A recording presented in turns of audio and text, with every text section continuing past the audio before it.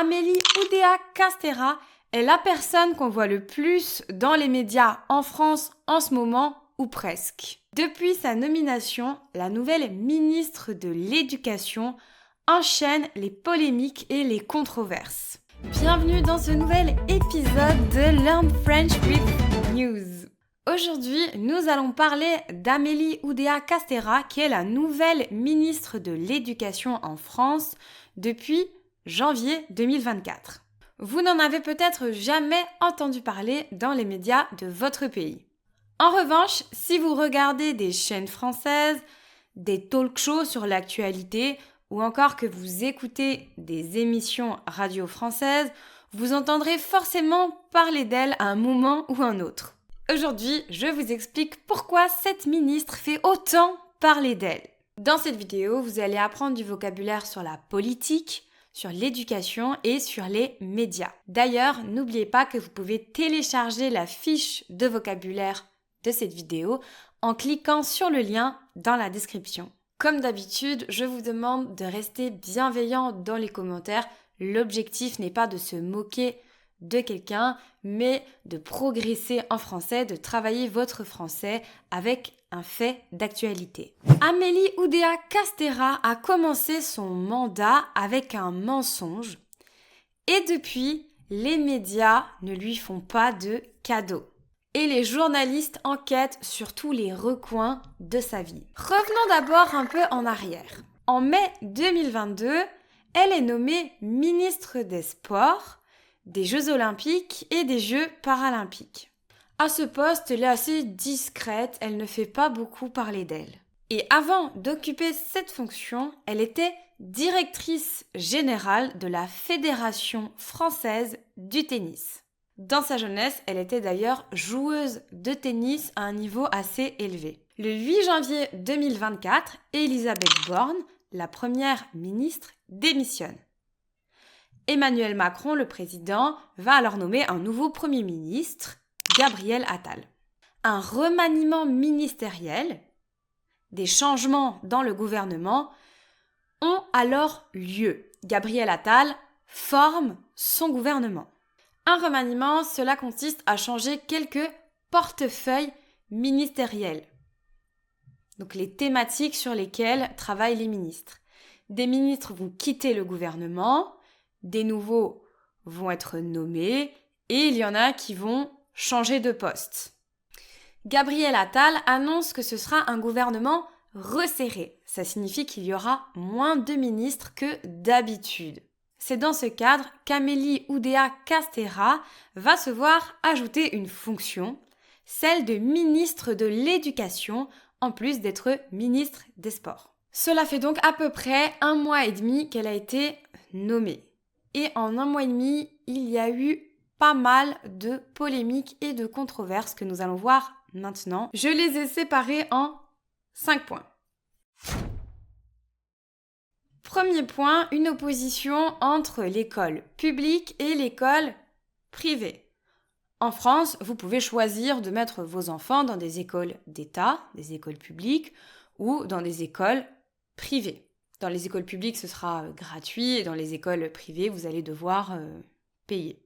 Rapidement, les médias vont révéler que la nouvelle ministre de l'Éducation nationale, donc de l'Éducation publique, scolarise ses 3 enfants dans une école privée. Certains n'y voient pas de problème, mais pour d'autres et pour certains médias, ça fait tâche, en tant que ministre de l'Éducation, d'avoir ses enfants inscrits dans le privé. Faire tâche, ça signifie que ce n'est pas très cohérent. Ces enfants sont scolarisés dans une école qui s'appelle Stanislas. C'est un établissement catholique, huppé, et qui est connu pour être conservateur, même très conservateur. Les médias lui ont demandé de se justifier, de justifier son choix, donc de mettre ses enfants dans le privé, et elle va faire un discours qui ne va pas très bien passer, qui va être mal pris. Elle va déclarer « Je vais vous dire pourquoi nous avons scolarisé nos enfants à l'école Stanislas. Notre aîné, Vincent, a commencé comme sa maman à l'école publique, celle de Littré. Et puis la frustration de ses parents, mon mari et moi, qui avons vu un paquet d'heures qui n'étaient pas sérieusement remplacées. Un paquet, ça signifie beaucoup. À un moment, on en a eu marre, comme des parents de milliers de familles qui ont fait un choix d'aller chercher une solution différente. On habitait rue Stanislas, scolariser nos enfants à Stanislas était un choix de proximité. Donc, elle se justifie en disant qu'elle a dû changer son enfant d'école parce qu'il y avait trop d'absence des professeurs. Donc, dans l'école publique où il était. Malheureusement pour elle, le journal Libération, qui est un quotidien, va faire des révélations. Les journalistes ont enquêté et premièrement, ils ont découvert que son fils était à l'époque en maternelle. Donc il avait 3 ans. Ensuite, ils découvrent qu'il y est resté à peine 6 mois. Donc très peu de temps. Et enfin, qu'il n'y a jamais eu d'absence non remplacée dans cette école. Et cela a notamment été confirmé par d'autres parents d'élèves de l'époque. La ministre ne va pas vraiment reconnaître avoir menti, mais elle va dire que la vérité lui donne tort, ce qui signifie à peu près la même chose. Elle va donc se rendre dans cette école pour s'excuser publiquement auprès des enseignants, donc auprès des professeurs, mais elle ne va pas être très bien accueillie. Elle va être sifflée, elle va être huée. Et ces propos vont surtout déclencher une polémique au niveau national sur la concurrence entre l'enseignement public d'État et l'enseignement privé. Et le manque de mixité sociale, donc c'est-à-dire que dans les écoles privées, il y a plus de personnes qui viennent de familles aisées. Et donc il y a peu de mixité sociale, donc de mélange de personnes. Des syndicats d'enseignants vont être choqués par ces propos et ils vont dénoncer une déstabilisation et un mépris de l'école publique. Un mépris, ça signifie quand on prend quelqu'un ou quelque chose de haut, on dit que quelque chose ou que quelqu'un est moins bien. Un des syndicats va même porter plainte contre elle pour diffamation sur les propos qu'elle a tenus sur l'enseignement public. La deuxième polémique est directement liée à la première. En fait, elle concerne directement l'école où elle a choisi de mettre ses enfants, Stanislas.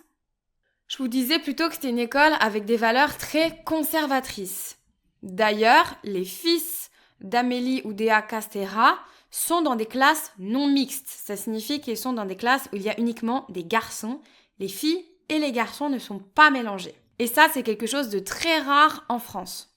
En France, il y a 0,07% des établissements qui proposent des classes non mixtes. À nouveau, pour certains et certaines, ça peut sembler faire un peu tâche par rapport à son rôle, aux valeurs qu'elle doit véhiculer en tant que ministre de l'Éducation, puisque le Code de l'éducation donne mission à tous les établissements, publics comme privés, de favoriser la mixité et l'égalité homme-femme.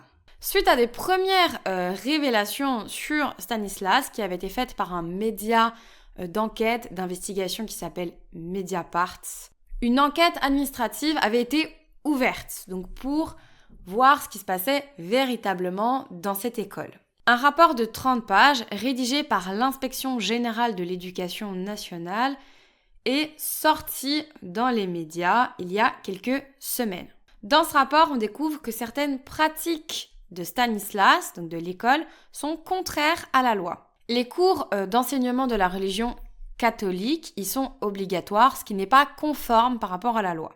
Ensuite, dans ce rapport, on découvre que dans certains cours, des intervenants ont tenu des discours homophobes, sexistes, anti-avortement, ou encore des propos qui font la promotion des thérapies de conversion.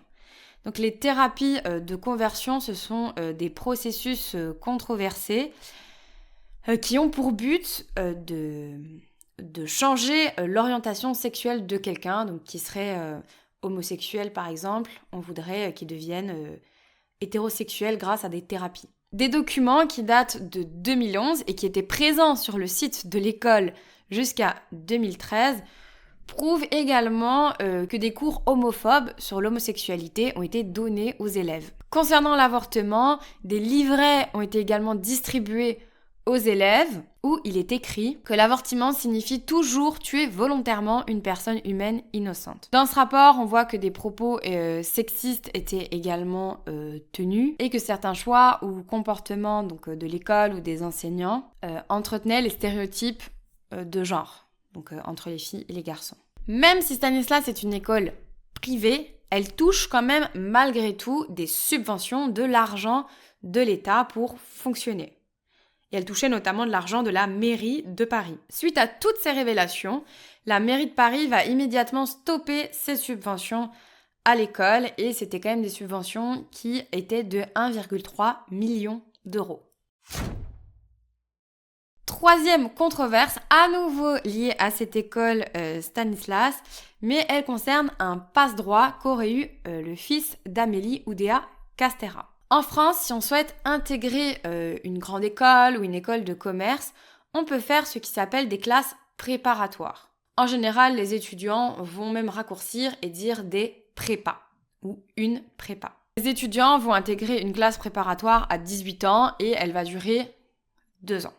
Stanislas propose une classe préparatoire. Pour intégrer une prépa, la prépa de son choix, il faut suivre un dispositif national qui est censé laisser l'opportunité à tout le monde d'intégrer la prépa de son choix.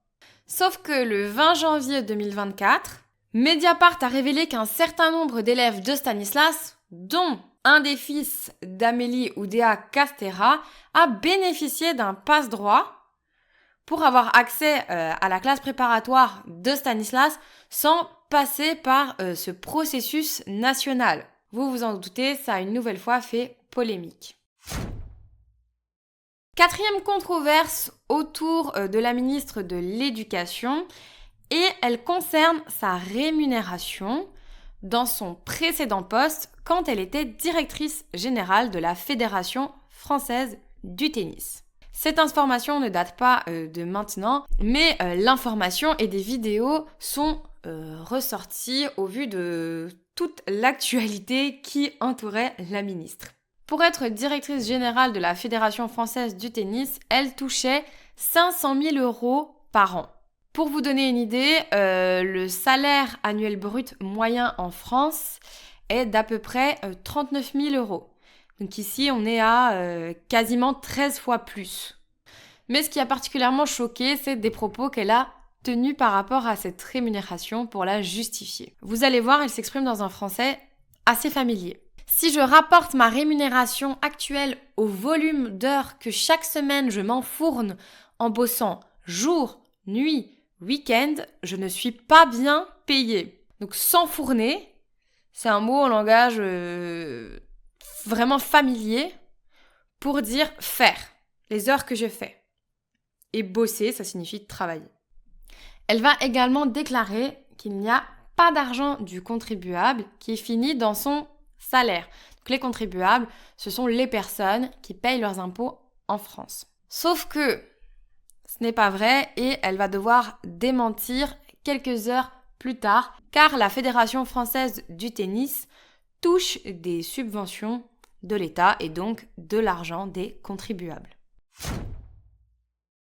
Et enfin, cinquième point qui fait controverse et polémique autour de cette ministre, elle concerne le sujet de la méritocratie et de l'entre-soi des élites. Donc l'entre-soi des élites, ça signifie que les puissants restent toujours entre eux et sont un peu déconnectés de la réalité du terrain, de la réalité de la classe moyenne, on peut dire.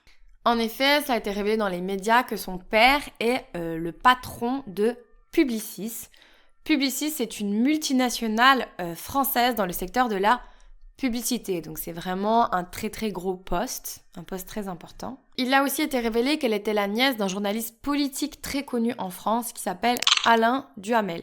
Et son mari, quant à lui, est l'ancien directeur de la Société Générale, qui est une énorme banque en France.